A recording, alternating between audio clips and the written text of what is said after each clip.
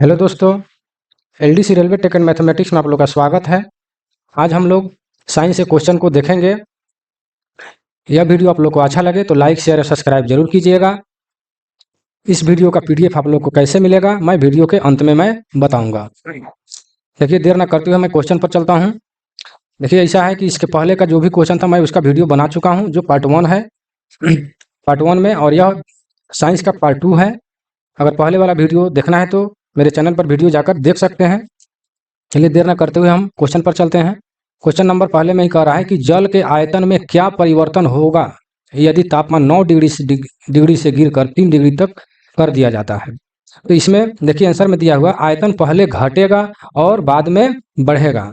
देखिए, कोई भी मतलब कि तरल पदार्थ को, जल को जब हम लोग गर्म करते हैं तो 4 डिग्री सेल्सियस तक, 4 डिग्री सेल्सियस तक आयतन जो है घटता है। ठीक है, घटता है। और 4 डिग्री के बाद जो है, 4 डिग्री के बाद जो है बढ़ता है। ठीक है, याद रखिएगा, 4 डिग्री तक घटता है और 4 डिग्री के बाद बढ़ता है। जो कह रहा है कि 9 डिग्री से गिरकर 3 डिग्री कर दिया, 9 डिग्री से गिरकर 3 डिग्री तक किया जाए तो आयतन पहले घटेगा फिर बढ़ेगा। ठीक है, नेक्स्ट क्वेश्चन। क्वेश्चन नंबर में क्या कह रहा है कि एक झील में तैरने वाली इस्पात की नाव के लिए नाव द्वारा विस्थापित पानी का भार कितना है। ठीक है, तो झील में तैरने वाली इस्पात की नाव जो है उसके, वो जो है नाव के भार के बराबर वो पानी को विस्थापित करता है। ठीक है, नाव के भार के बराबर वह विस्थापित करता है। लेकिन देखिए, इसमें आंसर क्या लिखा है कि नाव के उस भाग के बराबर जो झील के पानी की सतह से नीचे है। तो नाव के उस भाग के बराबर जितने उसके आयतन नीचे पानी पर जो टच किया हुआ है उसके आयतन के बराबर जो झील के पानी के सतह के नीचे है उसी के बराबर वो पानी के विस्थापित करता है। ठीक है, नेक्स्ट क्वेश्चन पर चलते हैं।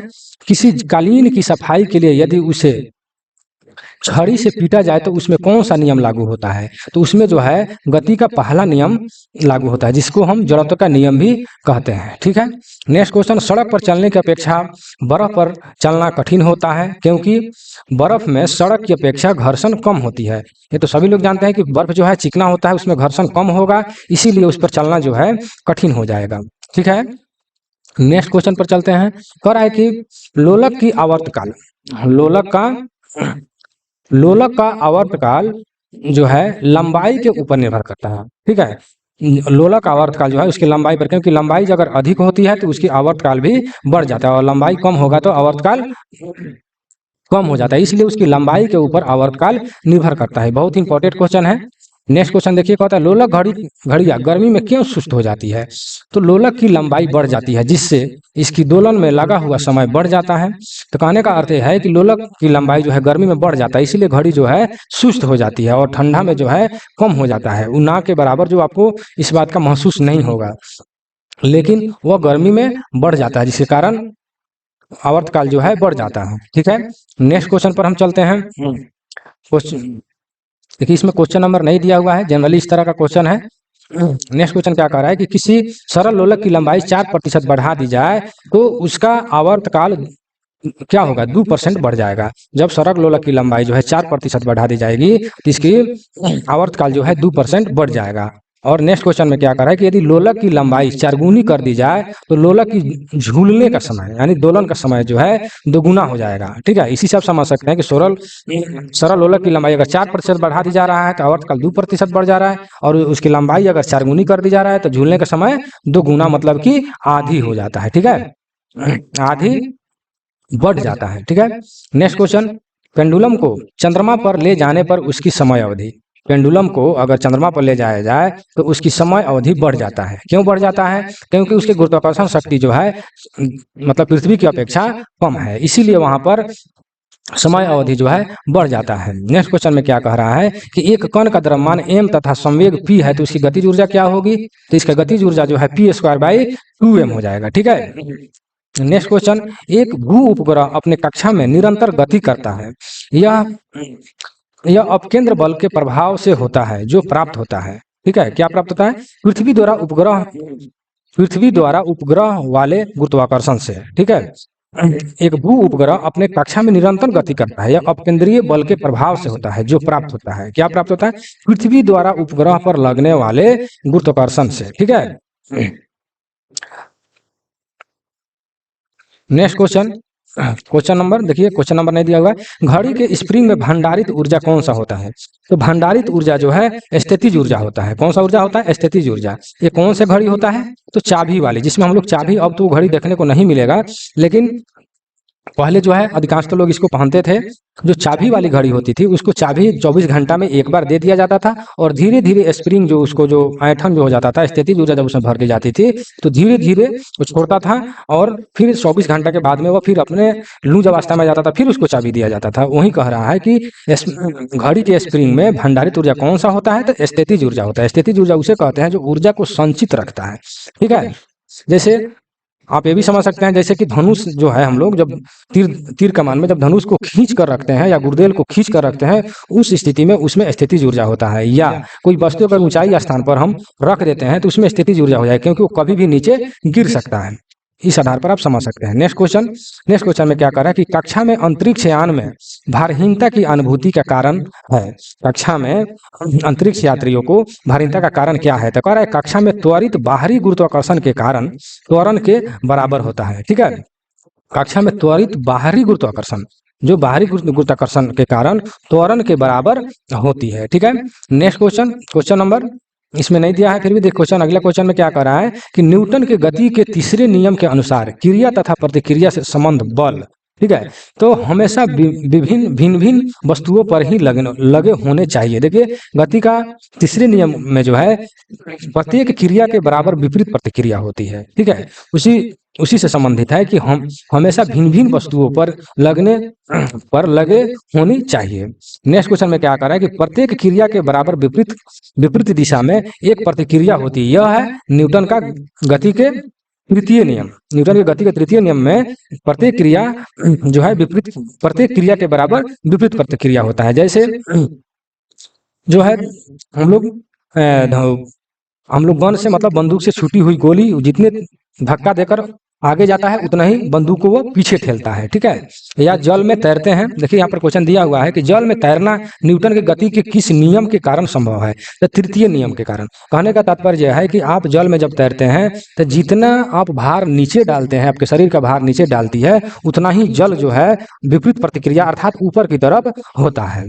ठीक है, इसलिए तृतीय नियम के कारण हो जाएगा। नेक्स्ट क्वेश्चन में क्या कर रहा है कि बादल में फंसे दलदल में फंसे व्यक्ति को लेट जाने की सलाह दी जाती है, क्योंकि क्षेत्रफल अधिक होने से दाब जो है कम हो जाता है। देखिए, हम लोग जब खड़े हैं तो जितने हम लोग पैर का जो क्षेत्र है उतना ही, यानी कम क्षेत्रफल उसका होता है, उतना ही दबाव नीचे पड़ रहा है। लेकिन जब हम लोग सो जाते हैं, लेट जाते हैं, तो शरीर का क्षेत्रफल जो है बढ़ जाता है, यानी शरीर का दबाव जो है उसका क्षेत्र ज्यादा हो जाता है, इसलिए दबाव कम पड़ता है। और हम लोग जब खड़े होते हैं तो पैर का जितना क्षेत्र है उतना ही नीचे दबाव पड़ता है। ठीक है, इसलिए जो है दलदल में जल्दी हम लोग फंस जाते हैं, लेकिन वहीं जब हम लेट जाएंगे, सो जाएंगे, तो क्षेत्रफल अधिक हो जाएगा और दबाव कम पड़ेगा। इसलिए सलाह दिया जाता है कि जब आप दलदल में फंसे हो, इस स्थिति में आपको लेट जाना चाहिए।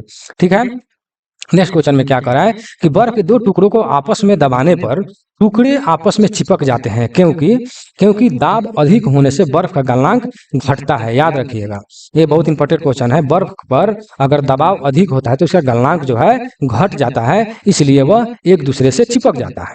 ठीक है, नेक्स्ट क्वेश्चन क्या कह रहा है कि बर्फ के दो टुकड़ों को आपस में दबाने पर टुकड़ों के आपस में चिपक जाते हैं, क्योंकि, फिर वही रिपीट क्वेश्चन है, क्योंकि दाब अधिक होने से बर्फ का गलनांक घट जाता है। ठीक है, नेक्स्ट क्वेश्चन में क्या कह रहा है कि पृथ्वी के गुरुत्वाकर्षण का कितना भाग चंद्रमा के गुरुत्वाकर्षण के सबसे नजदीक है? तो पृथ्वी के गुरुत्वाकर्षण जो है का कितना भाग चंद्रमा पर, मतलब कि पृथ्वी का 1/6 भाग जो है चंद्रमा पर गुरुत्वाकर्षण शक्ति है। ठीक है, कोई भी अगर पूछता है कि गुरुत्वाकर्षण शक्ति चंद्रमा पर कितना है, तो 1/6 अर्थात पृथ्वी के 1/6 है। ठीक है, नेक्स्ट क्वेश्चन में क्या कर रहा है कि किसी पिंड के द्रव्यमान तथा भार में अंतर होता है, क्योंकि द्रव्यमान स्थिर रहता है जबकि भार परिवर्तनीय होता है।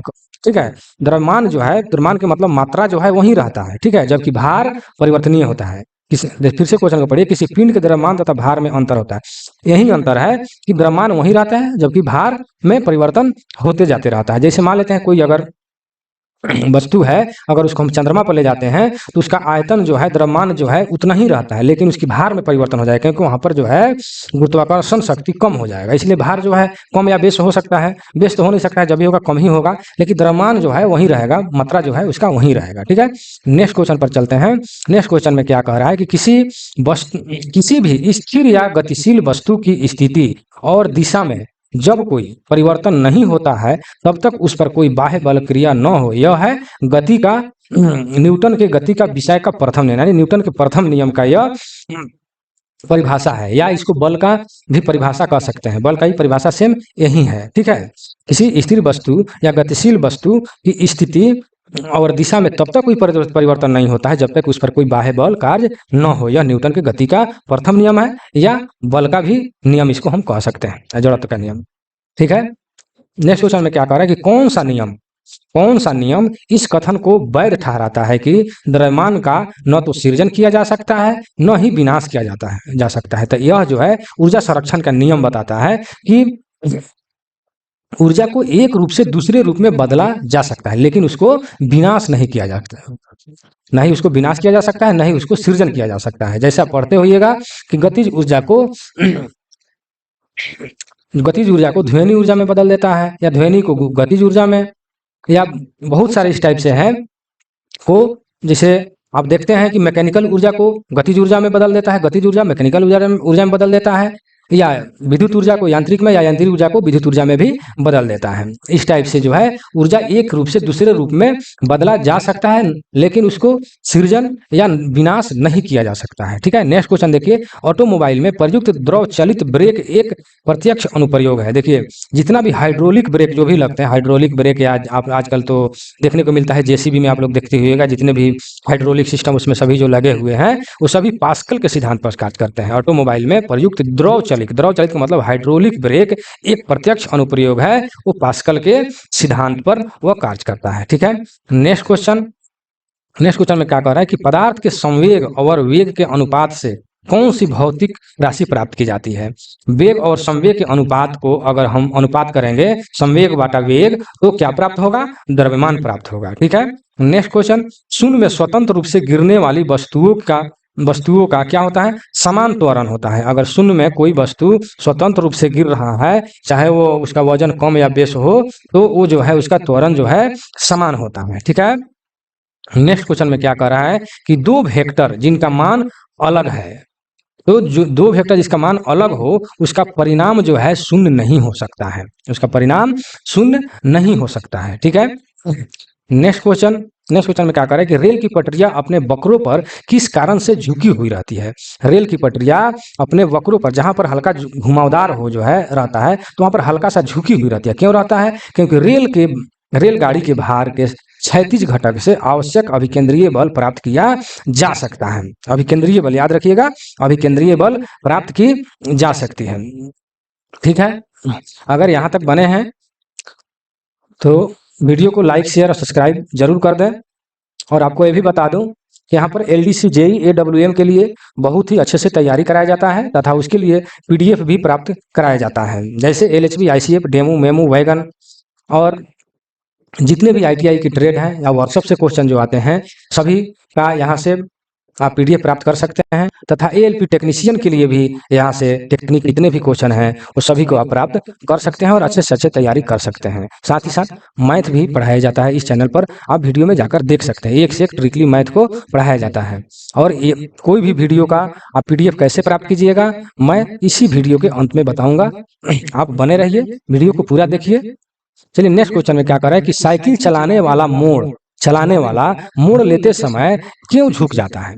ठीक है, तो साइकिल चलाने वाला मोड़ पर इसलिए झुक जाता है ताकि गुरुत्व केंद्र जो है आधार के अंदर बना रहे, गुरुत्व केंद्र आधार के अंदर बना रहे और वह उसे गिरने से बचाएगा, इसीलिए वो अंदर की तरफ झुक जाता है। ठीक है, इसलिए झुक जाता है गुरुत्व केंद्र प्राप्त करने के लिए। ठीक है, नेक्स्ट क्वेश्चन में क्या कर रहा है कि कोई साइकिल सवार किसी मोड़ पर घूमता है तो वह अंदर की ओर झुक जाता है। ठीक है, नेक्स्ट क्वेश्चन कह रहा है कि क्रीम सेपरेटर में दूध में से वसा को किस कारण से अलग किया जा सकता है। तो यह अपकेंद्रीय बल के कारण। अपकेंद्रीय, देखिए अपकेंद्रीय बल वह है जो जो बाहर की तरफ मतलब कि खिंचाव करता है, और अभिकेंद्रीय बल जो है वो अंदर की तरफ खिंचाव करता है। ठीक है, तो हम लोग जो क्रीम जो निकालते हैं, दही या माखन जो हम लोग निकालते हैं, तो वो जो है उसमें अपकेंद्रीय बल का प्रयोग किया जाता है।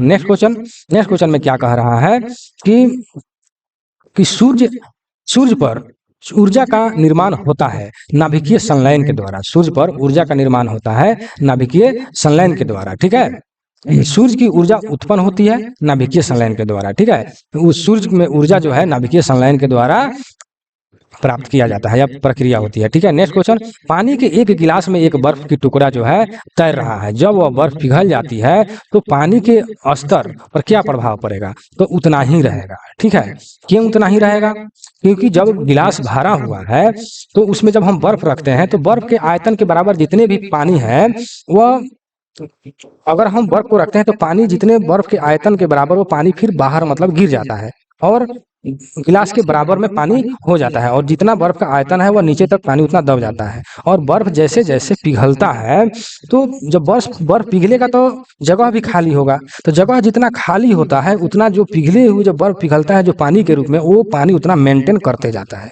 इसीलिए बर्फ जो है जब गिलास में तैरता है, जब पिघलता है तो बर्फ का जो है तल जितना है उतना ही के उतना ही बना रहता है, क्योंकि जितना पिघलेगा पानी के रूप में उतना मेंटेन करते जाएगा। ठीक है, नेक्स्ट क्वेश्चन में क्या कह रहा है कि पानी से भरी डाट लगी बोतल जमने पर टूट जाएगी, क्योंकि कोई आंसर में कह रहा है कि जमने पर जल का आयतन बढ़ता है। ठीक है, जल जब जमता है तो उसका आयतन बढ़ता है, इसलिए वह जो है बोतल जो है टूट जाता है। ठीक है, आप सुने होइएगा या पढ़े होइएगा, ठंडे प्रदेशों में ठंडा के दिनों में जो है जल जो है पाइप के अंदर जम जाता है, जिसके कारण पाइप जो है फट जाता है। ठीक है, जैसे ठंडे प्रदेश जैसे शिमला, जम्मू कश्मीर, ये बहुत सारे ऐसे जगह हैं जिसमें ठंडे के दिनों में पाइप के अंदर बर्फ जम जाती है पानी, जिसके कारण पाइप जो है फट जाता है। ठीक है, नेक्स्ट क्वेश्चन पर हम चलेंगे। नेक्स्ट क्वेश्चन में क्या कह रहा है कि लैंप की बत्ती में तेल चढ़ता है। कह रहा है कि लैंप के बत्ती में तेल चढ़ता है कैपिलरी क्रिया के कारण। कैपिलरी का मतलब हो गया केशिकत्व के सिद्धांत पर जो है यह कार्य करता है, कैपिलरी क्रिया के कारण, अर्थात केशिकत्व सिद्धांत पर यह कार्य करता है, केशिकत्व के कारण यह ऊपर चढ़ता है। नेक्स्ट क्वेश्चन में क्या कह रहा है कि साबुन के बुलबुले के अंदर का दबाव वायुमंडलीय दबाव से अधिक होता है। इसे भी महसूस किया जा सकता है कि पानी का बुलबुला जब बुलबुला जो ऊपर फूलता है, तो वैसे जनरली वायुमंडल में तो दबाव रहता ही है, तो वह तो खुद ऊपर से दाबे हुआ है, लेकिन जब फूलता है बुलबुला, तो ऊपर के जितने भी वायुमंडल है उसको दबाव को जो है ऊपर उठा देता है, यानी वायुमंडलीय दबाव से जब उसके अंदर का दबाव अधिक होगा तभी तो बुलबुला होगा, इसलिए वायुमंडलीय दाब से अधिक जो है बुलबुले के अंदर का दाब रहता है। ठीक है, नेक्स्ट क्वेश्चन में देखिए, जब शुद्ध जल में डिटर्जेंट डाला जाता है तो पृष्ठ तनाव घट जाता है। ठीक है, जब शुद्ध जल में जब डिटर्जेंट मतलब कि सर्फ या साबुन जब हम घोलते हैं तो उसका जो है पृष्ठ तनाव घट जाता है, मतलब कि वह बहुत ही पृष्ठ तनाव जो है उसका मतलब जल का जो पतलापन जो है, मोटापन पतलापन, वो बहुत पतला हो जाता है। जल जो है बहुत पतला हो जाता है और कपड़े के बहुत अंदर तक चला जाता है, जिसके कारण जितने भी मैल जो है उसमें का कपड़े का वह छूट जाता है। इसलिए डिटर्जेंट का प्रयोग हम लोग करते हैं। डिटर्जेंट का प्रयोग करने से जल का जो है पृष्ठ तनाव घट जाता है, अर्थात जल जो है बहुत पतला हो जाता है और मैल को छुड़ाने में सहायता करता है। लेकिन यहाँ पर क्वेश्चन है कि जल में डिटर्जेंट डालने से क्या होता है? पृष्ठ तनाव जो है घट जाता है। ठीक है, नेक्स्ट क्वेश्चन पर हम चलेंगे। नेक्स्ट क्वेश्चन में क्या कह रहा है कि आर्किमिडीज का नियम किससे संबंधित है? तो प्लवन से संबंधित है।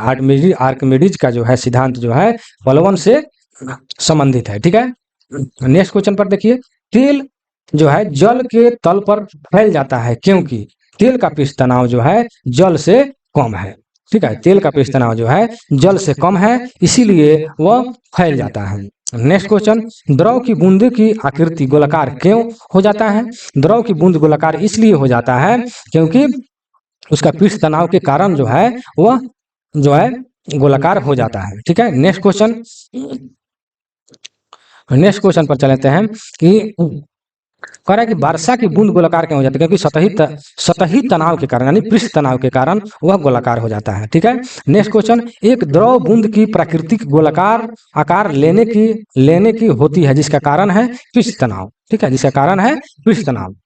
नेक्स्ट क्वेश्चन में क्या कह रहा है कि स्थिर पानी में मिट्टी का तेल डालने पर मच्छर कम हो जाता है, क्योंकि आंसर में दिया हुआ है कि लार्वा के सांस में बाधा डालता है। ठीक है, जब हम स्थिर पानी में जो मच्छर जो है बहुत सारा उसमें पैदा होता है, उसमें लार्वा पैदा कर देता है, यानी उसमें अंडा सब दे देता है। लेकिन जब उसमें हम लोग मिट्टी तेल डालते हैं तो वहां पर जो है पूरा वो फैल जाता है तथा उसका पृष्ठ तनाव को कम कर देता है, और उसके जो भी एक लार्वा जो है एक दूसरे में जो सटा हुआ रहता है उसकी मतलब जाल को वह तोड़ देता है, जिसके कारण उसको सांस लेने में तकलीफ होती है और वह मर जाता है। ठीक है, लेकिन क्वेश्चन में क्या यही कह रहा है कि तेल क्यों डाला जाता है? तेल नहीं, तेल डालने पर मच्छर कम क्यों हो जाता है? क्योंकि लार्वा के सांस लेने में उसके जो भी बच्चे और अंडा जो है सांस लेने में तकलीफ पहुंचता है, इसीलिए उसको हम लोग मिट्टी का तेल डालते हैं। नेक्स्ट क्वेश्चन में क्या कर रहा है कि पानी से निकालने पर शेविंग ब्रश के बाल आपस में चिपक जाते हैं, इसका कारण क्या है? तो उसमें भी यही कारण है कि उसका पृष्ठ तनाव के कारण एक दूसरे से वह चिपक जाता है। ठीक है, पृष्ठ तनाव के कारण। नेक्स्ट क्वेश्चन क्या कर रहा है कि स्थिर गति से जा रही खुली कार में बैठे एक बालक गेंद को हवा में सीधे ऊपर फेंकता है तो गेंद गिरेगी उसके हाथ में। ठीक है, जब कार के अंदर कोई भी बालक अगर गेंद को उछाल रहा है तो बालक तो गति कर ही रहा है, तो जैसे गति कर रहा है उसका हाथ भी गति कर रहा है ना, तो उसी हिसाब में जब वो ऊपर फेंकेगा तो उसी प्रकार वह गेंद भी गति करेगा, इस प्रकार वह उसका गेंद उसके हाथ में आएगी। ये बहुत इंपॉर्टेंट क्वेश्चन है, आप लोग नोट कर लीजिएगा। ठीक है, नेक्स्ट क्वेश्चन क्या कह रहा है कि जेट इंजन किस सिद्धांत पर कार्य करता है? तो जेट इंजन जो है रैखिक संवेग संरक्षण के सिद्धांत पर कार्य करता है। ठीक है, ये बहुत ही इंपॉर्टेंट क्वेश्चन है, इसको मैं यहाँ पर BM लिखता हूँ, बोर्ड मॉडल। यह बार बार पूछा जाता है कि जेट इंजन किस सिद्धांत पर कार्य करता है, तो यह जो है रैखिक संवेग संरक्षण के सिद्धांत पर कार्य करता है। ठीक है, नेक्स्ट क्वेश्चन, दूध से माखन निकालने पर दूध का घनत्व जो है घट जाता है। दूध से माखन निकालने पर दूध का घनत्व जो है घट जाता है, क्योंकि जब माखन उसमें रहता है तो वो गाढ़ा रहता है, लेकिन जब माखन जब उसमें जब निकल जाता है तो उसका घनत्व जो है घट जाता है। नेक्स्ट क्वेश्चन, जब किसी वस्तु को पृथ्वी से चंद्रमा पर ले जाया जाता है तो उसका भार जो है क्या होगा? घट जाएगा। इसलिए घट जाएगा क्योंकि वहां पर गुरुत्वाकर्षण शक्ति जो है पृथ्वी की अपेक्षा कम है, अर्थात 1/6 है। ठीक है, नेक्स्ट क्वेश्चन पर हम चलेंगे। नेक्स्ट क्वेश्चन में क्या कह रहा है कि जब एक चल वस्तु की गति दुगुनी हो जाती है तो उसकी गतिज ऊर्जा चारगुनी हो जाएगी। ठीक है, तो उसकी गतिज ऊर्जा हो जाएगी चारगुनी हो जाएगी। ठीक है, देखिए नेक्स्ट क्वेश्चन में क्या कह रहा है कि अंतरिक्ष यात्री अंतरिक्ष में सीधे खड़े नहीं रह सकता है, क्योंकि वहां गुरुत्वाकर्षण नहीं होता है। अंतरिक्ष यात्री जो है सीधे रूप से खड़ा नहीं हो सकता है, इसलिए जो है वह गुरुत्वाकर्षण के कारण वह मतलब कि वहां पर चंद्रमा पर या अंतरिक्ष में गुरुत्वाकर्षण बहुत ही कम होता है, इसीलिए वह सीधे रूप से खड़ा नहीं रह सकता है। नेक्स्ट क्वेश्चन में क्या है कि संवातक कमरे की छत के निकट लगाए जाते हैं, क्योंकि सांस में छोड़ी हुई गर्म हवा ऊपर उठती है और वह बाहर निकल जाती है। देखिए ऐसे बहुत सारे ऐसा पंखा आप लोग देखे हुएगा कि छत के नजदीक में दीवार के साइड में मतलब ऊपर लगाया रहता है, क्योंकि हवा जब गर्म होती है तो हल्का होती है और वो ऊपर उठती है, और जब ऊपर उठती है तो वह जो है हवा वो पंखा के द्वारा बाहर चला जाता है। ठीक है, इसलिए वह जो है पंखा ऊपर की ओर छत के नजदीक में लगाया जाता है। नेक्स्ट क्वेश्चन में क्या कर रहा है कि हवाई जहाज में फाउंटेन पेन से स्याही बाहर निकल आती है, क्योंकि ऊंचाई बढ़ने पर वायुमंडलीय दाब में कमी आती है। ठीक है, ज्यों जब हम ऊपर जाएंगे वायुमंडलीय दाब जो है कम होते जाएगा, और वायुमंडलीय दाब जब कम होगा तो फाउंटेन पेन यानी जो भी लीड का या रिफिल का जो भी मतलब कि स्याही होगा वह बाहर चला आता है। कभी कभी ऐसा भी होता है कि जो पहाड़ पर जो चढ़ते हैं जो व्यक्ति, उन लोग के नाक से रक्त भी आ जाता है, या अंतरिक्ष यात्री को भी नाक से रक्त आ जाता है, क्योंकि वहां पर वायुमंडलीय दाब कम हो जाता है, और वायुमंडलीय दाब कम होने के कारण हमारे शरीर के अंदर का जो रक्तचाप जो होता है प्रेशर, वो वहां के वायुमंडलीय दाब से जो है अधिक हो जाता है, और वहां का वायुमंडलीय दाब कम हो जाता है, इसलिए रक्त जो है बाहर आ जाते हैं। ठीक है, नेक्स्ट क्वेश्चन पर चलते हैं। धक्का संग्रह प्राय स्टील के बनाए जाते हैं। का है धक्का संग्रह प्राय स्टील के बनाए जाते हैं, क्योंकि उनकी प्रत्यास्थता अधिक होती है, यानी पूर्व की अवस्था जो है अधिक होती है। जैसे स्प्रिंग जो है जब हम स्प्रिंग को खींचते हैं या रबड़ को खींचते हैं और फिर जब हम छोड़ते हैं तो अपने पूर्व की अवस्था में आ जाती है, उसी को हम लोग प्रत्यास्थता कहते हैं। ठीक है, तो धक्का जो है मतलब स्प्रिंग जो है स्टील के इसलिए बनाए जाते हैं क्योंकि उसमें प्रत्यास्थता अधिक होती है। ठीक है, नेक्स्ट क्वेश्चन, चंद्रमा पर वायुमंडलीय दाब नहीं है क्योंकि यह सूर्य के प्रकाश पाता है। ठीक है, वायुमंडलीय दाब जो है चंद्रमा पर नहीं है क्योंकि वह सूर्य से प्रकाश पाता है। ठीक है, नेक्स्ट क्वेश्चन, एक हॉर्स पावर कितने वाट के बराबर होता है? तो एक हॉर्स पावर बराबर 746 वाट होता है। ठीक है, नेक्स्ट क्वेश्चन कर रहा है कि एक कार की गति 36 किलोमीटर प्रति घंटा है, इसे मीटर प्रति सेकेंड में व्यक्त करें। जब इसको मीटर प्रति सेकंड में बदलिएगा तो कितना हो जाएगा? 10 मीटर प्रति सेकंड। ठीक है, आप निकाल कर भी देख सकते हैं। नेक्स्ट क्वेश्चन, तूफान की भविष्यवाणी की जाती है जब वायुमंडलीय दाब सहसा कम हो जाता है, यानी वायुमंडलीय दाब जो है पारा जो है उसका एकाएक अगर कम हो जाए तो वहां पर तूफान की भविष्यवाणी किया जाता है। ठीक है, और जब अधिक हो जाता है तो साफ और धीरे धीरे कम हो जाता है, धीरे धीरे कम होता है तो साफ होने की संभावना रहती है। ठीक है, नेक्स्ट क्वेश्चन में क्या कह रहा है कि अंडा मृदु जल में डूब जाता है किंतु नमक के सांद्र घोल में तैरता है, क्योंकि नमक के घोल का घनत्व अंडे के घनत्व से अधिक होता है। ठीक है, अंडा जो है मृदु जल मतलब साधारण जल में डूब जाता है किंतु नमक के सांद्र घोल में तैरता है, क्योंकि नमक के घोल का घनत्व जो है अंडे के घनत्व से अधिक होता है। जब घनत्व अधिक होता है इसीलिए अंडे को मतलब डूबने नहीं देता है, वो तैरते रहता है। ठीक है, नेक्स्ट क्वेश्चन में क्या कह रहा है कि किसी व्यक्ति को मुक्त रूप से घूर्णन कर रहे घूर्णी मंच पर अपनी कोणीय चाल कम करने के लिए क्या करना चाहिए? तो क्या करना चाहिए? अपने हाथ बाहर की तरफ फैला देना चाहिए। ठीक है, जब कोई व्यक्ति घूर्णन कर रहे हो घूर्णी मंच पर अपनी कोणीय चाल कम करने के लिए जब हाथ को जब हम फैला देंगे तो हाथ जो है हवा से टकराएगा और कोणीय चाल जो है कम हो जाएगा। ठीक है, नेक्स्ट क्वेश्चन में क्या कह रहा है कि 54 किलोमीटर प्रति घंटा के वेग का मान कितना होगा? तो 15 मीटर प्रति सेकंड। ठीक है, इसको आप निकाल कर भी देख सकते हैं। 54 गुने 1000 बाई 3600 सेकंड बराबर 15 मीटर पर सेकंड। ठीक है, नेक्स्ट क्वेश्चन में क्या करें कि न्यूटन मीटर मात्रक है ऊर्जा का। न्यूटन मीटर किसका मात्रक है? ऊर्जा का। ठीक है, नेक्स्ट देखिए, भू स्थिर उपग्रह अपनी कक्षा में निरंतर गति करता है, यह अपकेंद्र बल के प्रभाव से होता है जो प्राप्त होता है पृथ्वी द्वारा उपग्रह पर लगाने वाले गुरुत्वाकर्षण से। ठीक है, पृथ्वी द्वारा उपग्रह पर लगने वाले गुरुत्वाकर्षण से जो है यह अपकेंद्रीय बल के प्रभाव से होता है। ठीक है, नेक्स्ट क्वेश्चन में क्या कर रहा है कि स्वचलित कलाई घड़ी में ऊर्जा होती है। कौन सी ऊर्जा होती है? तो उसमें विद्युत ऊर्जा होता है, मतलब कि बैटरी से। स्वचलित जो स्वयं चलता है उसमें बैटरी से चलता है, लेकिन हम लोग ऊपर क्वेश्चन जो पढ़े थे चाबी वाली जो घड़ी होती है उसमें 24 घंटा में चाबी दिया जाता है और वह चलते रहता है, तो उसमें जो है स्थितिज ऊर्जा होता है। ठीक है, नेक्स्ट क्वेश्चन में क्या कह रहा है कि जब कुएं से पानी को बाल्टी के ऊपर खींचते हैं तो हमें महसूस होता है कि बाल्टी क्या पानी की सतह से ऊपर भारी हो गई है।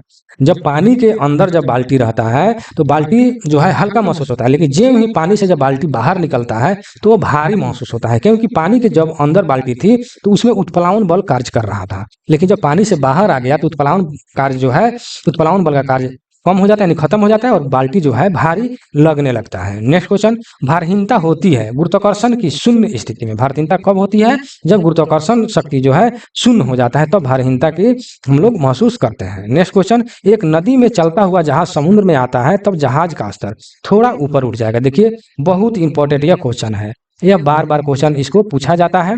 एएलपी टेक्नीशियन या एलडीसी जेई टेक्निकल जितने भी एग्जाम है उन सभी में यह क्वेश्चन बार बार पूछा जाता है कि जब नदी से जब समुद्र में जब वो आता है जहाज तो थोड़ा ऊपर उठ जाता है, क्योंकि नदी जो का पानी जो है खारा नहीं होता है, वो नॉर्मल होता है, लेकिन जब समुद्र का पानी जो है खारा होता है, नमकीन होता है, इसलिए मतलब कि उसका जो है खारापन के कारण जो है गाढ़ा के कारण जो है जब उसमें आएगा वह नाव तो थोड़ा ऊपर उठ जाएगा। ठीक है, नेक्स्ट क्वेश्चन, लोहे की कील पारे में क्यों तैरती है जबकि यह पानी में डूब जाती है? आंसर में दिया हुआ है कि लोहे का घनत्व पानी के घनत्व से अधिक है तथा पारे से कम है। ठीक है, पारे के घनत्व से जो है कम रहता है, इसीलिए वह जो है तैरता है, जबकि यह पानी में डूब जाता है, क्योंकि पानी का घनत्व जो है पारे के घनत्व से पानी का घनत्व जो है कम है। ठीक है, नेक्स्ट क्वेश्चन